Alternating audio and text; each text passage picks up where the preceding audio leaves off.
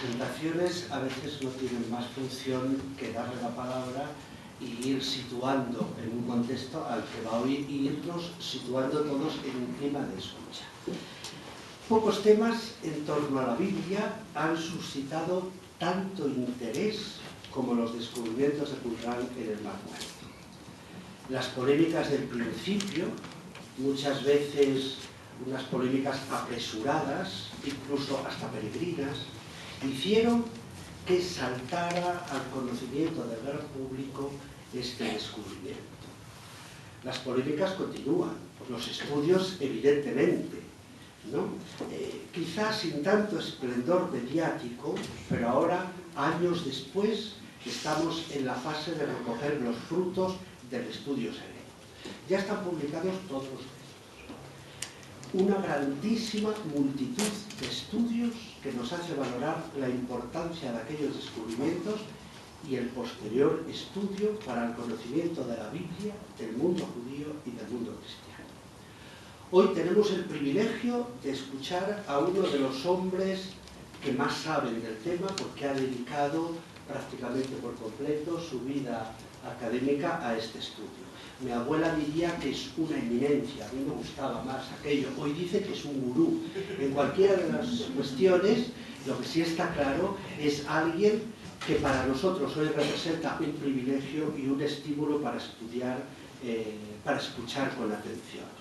De todas maneras, una eminencia de carne y hueso, con unos orígenes en Guadalajara.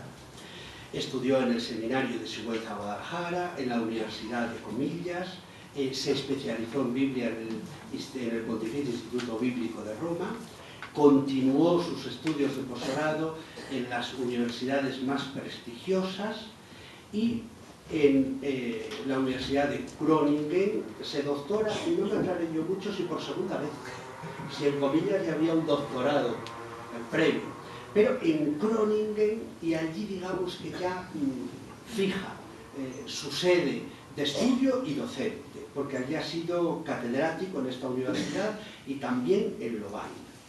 Desde 1992 ha sido el director del Qumran Institute en Groningen, fundamentalísimo a la hora de estudiar los manuscritos del Mar Muerto con una teoría o con una de las hipótesis que hoy están suscitando más consenso a nivel de los estudios. Ha trabajado como miembro del equipo internacional de edición de los manuscritos del Mar Muerto y por encargo de la Real Academia de Ciencias Holandesas, de la que es miembro, publicó en 1988 la mayor parte de los manuscritos de la Cueva 11 en la serie oficial, digamos, de publicación de los Discoveries y de Judaindes. Es editor de las dos series de estudios más importantes sobre los manuscritos del Mar Muerto. Una, digamos, estudios de investigación y la otra de publicación o de presentación al gran público. Entre los numerosos reconocimientos que tiene Florentino, los homenajes que contaba ahora, que son así, ruedan y son muy importantes, pero digamos que es miembro destacado de la División de Humanidades y Ciencias Sociales de la Real Academia Holandesa de las Artes y de las Ciencias, y también allí le han concedido a un español, a un extranjero, el nombramiento como Caballero de la Legión del León holandés. La bibliografía es extensísima. He tenido, para mí es un gusto, porque además lo tengo a mano y ustedes lo pueden tener hoy en la página de Lovaina, están 15 folios de bibliografía de los libros suyos, única y exclusivamente suyos, de los 100.000, por decir un número bíblico, ¿no?, en los que participa, porque prácticamente no hay libro de colaboración sobre Qumran que no tenga la aportación de Florentino. Y la serie infinita de artículos. Por no aburrirles y por referirse a algo que está muy cercano a nosotros, tendremos que decir que en castellano, pues los textos de Qumran es una obra fundamental para este estudio, no solamente en lengua castellana, sino que ha influido esa traducción al castellano, otras traducciones al inglés y otras lenguas.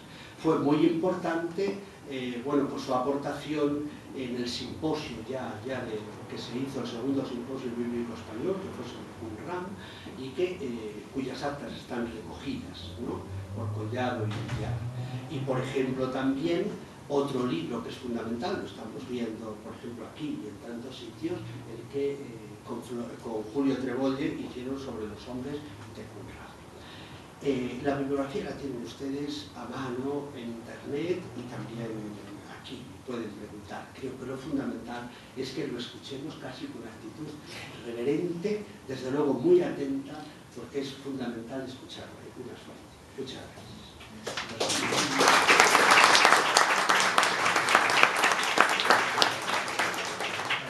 Muchísimas gracias. Esto de las presentaciones es siempre un poco de unicornio, porque a uno le obliga a quedarse muy serio escuchando lo que dicen y diciendo, hombre, pues, ¿cómo voy a reaccionar después? Antes de comenzar, yo sí quiero decirles algo muy de corazón, y es que estoy feliz de haber sido invitado por ese buen amigo que es don Jesús, porque me ha hecho conocer hoy, hemos estado visitando esa institución, el Instituto Bíblico y Oriental, del que yo conocía de oídas, pero que no había tenido todavía la posibilidad de ver en realidad, y que está transformando León en un punto de referencia muy serio para los estudios bíblicos y orientales. Solo por eso merecía la pena, y por poder hablar con ustedes un poco. Tal vez sería mejor que yo olvidara a todos los foros de aquí y respondiera a sus preguntas, pero como eso no parecería muy serio, yo voy a leerles el texto que les he preparado. Y que lleva un título: Repensar la Biblia después de 60 años de investigación sobre los manuscritos del Mar Muerto. Y el título puede parecerles, muy normalmente, como bastante presuntuoso. Repensar la Biblia es algo muy serio, algo que ciertamente sobrepasa la capacidad de un investigador que ha dedicado lo mejor de su vida académica a estudiar no la Biblia en sentido propio, sino los escritos que crecieron al margen de lo que llamamos Biblia, y en concreto, como les ha dicho, los manuscritos del desierto de Judá.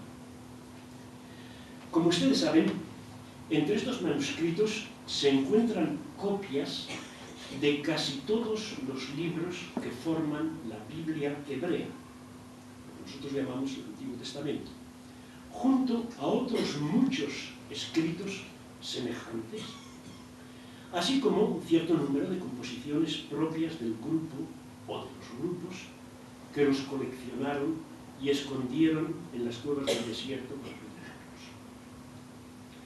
Es el conjunto de todos estos manuscritos, y no solo aquellos que llamamos bíblicos, yo bíblico lo pongo siempre entre comillas, es lo que nos obliga a repensar la Biblia. Pero antes de entrar en detalles, es bueno comenzar clarificando lo que yo entiendo por repensar la Biblia. Fundamentalmente, para mí, repensar la Biblia significa comprender los escritos autoritativos de la colección qumránica no desde nuestra perspectiva actual, sino desde la perspectiva de quienes coleccionaron estos escritos. Es decir, poniendo estos escritos autoritativos en su contexto histórico concreto de la Palestina de la época, es decir, del siglo II I antes de la era cristiana y del comienzo del siglo I de la era cristiana. Lo primero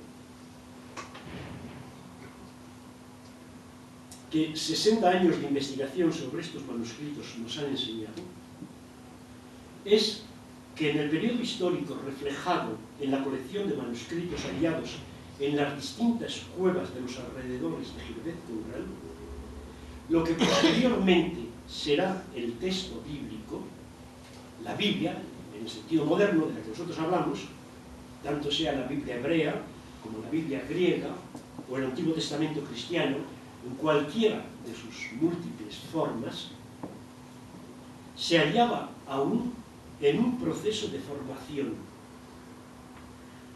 un proceso ciertamente avanzado. Yo creo que puedo decir que era ya bastante avanzado, pero que aún no se había concluido. La Biblia, en sentido moderno, supone un número fijo de libros, y una forma textual igualmente fija de cada uno de esos libros, cuya colección forma la Biblia. Es decir, que nuestra idea de la Biblia supone, nuestra idea moderna, que el proceso de canonización ha sido completado y que un determinado grupo religioso acepta ese conjunto de libros como sus escritos normativos, únicos que son autoritativos para el grupo que lo fija. La colección de manuscritos de Qumran muestra claramente que allí no se dan aún ninguno de estos dos supuestos.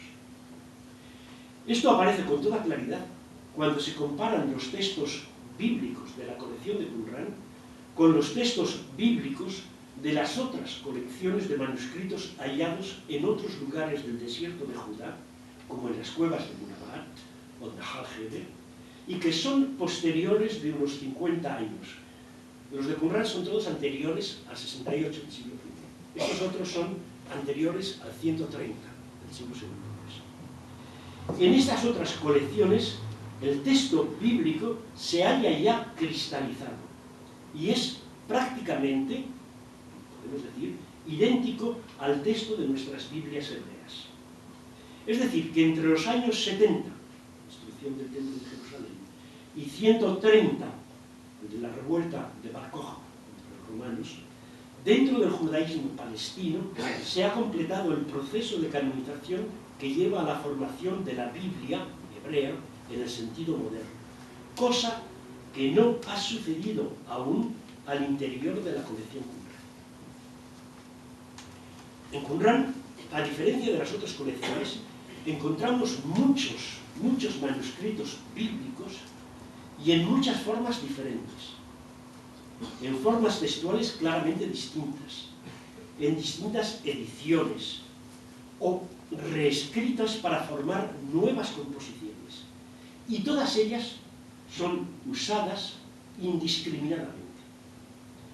Hay indicaciones claras de que dos grupos de escritos designados como Moisés o la Torá y el otro grupo como los levinos, los profetas, eran considerados como diferentes y mucho más autoritativos que los otros escritos, aunque no sabemos con absoluta certeza qué libros concretos eran incluidos en esa colección de Moisés o en esa colección de profetas, sobre todo en el caso de profetas. De lo que no encontramos en Qumran ninguna indicación es de que existiera una lista cerrada de libros autoritativos. Por supuesto, hay indicaciones evidentes de que el grupo que formó la colección reconocía como autoritativos determinados escritos. Sin embargo, esos escritos autoritativos ni eran los mismos, ni se limitaban a los que más tarde encontramos en la Biblia judía o en la Biblia cristiana.